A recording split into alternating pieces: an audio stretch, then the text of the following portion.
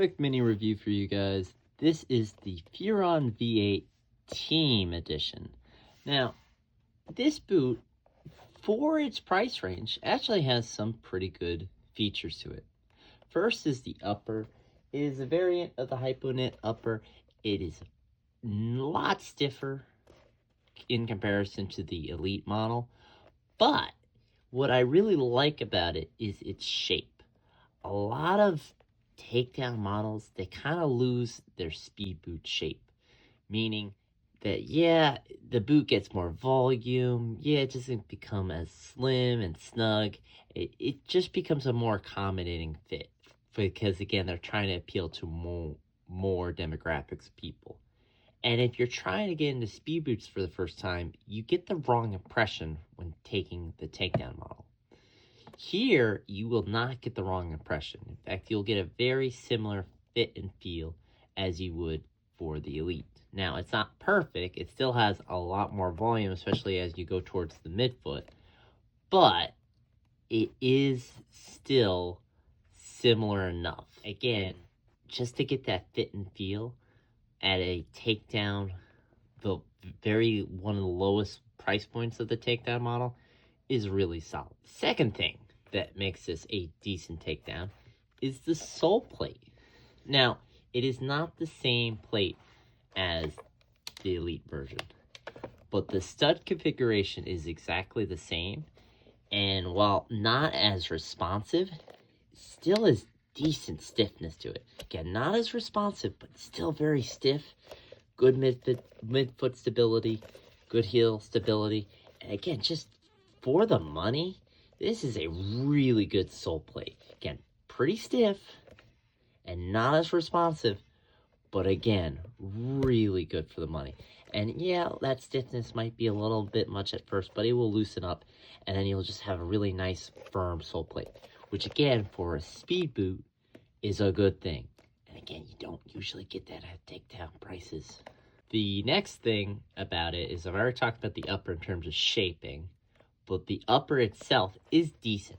While definitely not as soft and pliable as the Elite, this is still a very nice upper. It's just a little bit thicker, a bit more plush, and just not as pliable.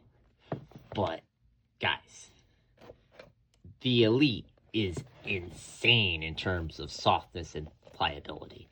So there was just no way they were going to be able to replicate that HypoKnit upper at a takedown price. It's impossible. This upper is godlike. This upper is just very good. But again, at that team level price point, good is really good. Again, for the category of boots they're in, this is very good. Now, some other features to note. The heel has that more older Furon design where it's a little bit more of that C shape. It was also prevalent on some of the older Tequila models. It's a bit of a required taste, and you might need to go up half a size.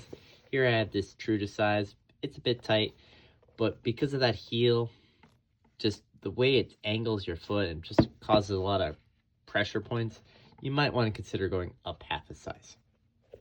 Because again, that heel is a bit of an uncompromising heel for some people.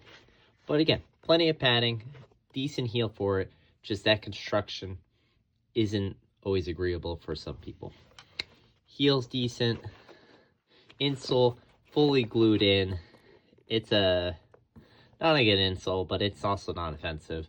But again, it's fully glued in, so you'll have to really rip it out if you wanted to replace the insole. Also, what's surprising about this sole plate is I believe that this sole plate is more like the Elite sole plate than the actual level above this, the Pro. The Pro, I think, actually still recycles the V7 sole plate. Now, maybe not the exact same sole plate, but definitely the stud configuration is on the Pro. For this one, you get that same stud configuration as the Elite, which is pretty cool. So, my final thoughts are, if you are in that Academy level price range for a speed boot, and you're looking at the F50, and you're looking at the Mercurial, do not sleep on the Team V8. I think you'll be pleasantly surprised by what's on offer here as a package. And again, to have similar features in terms of shaping and stud configuration as the Elite model, It's just really good value for your money.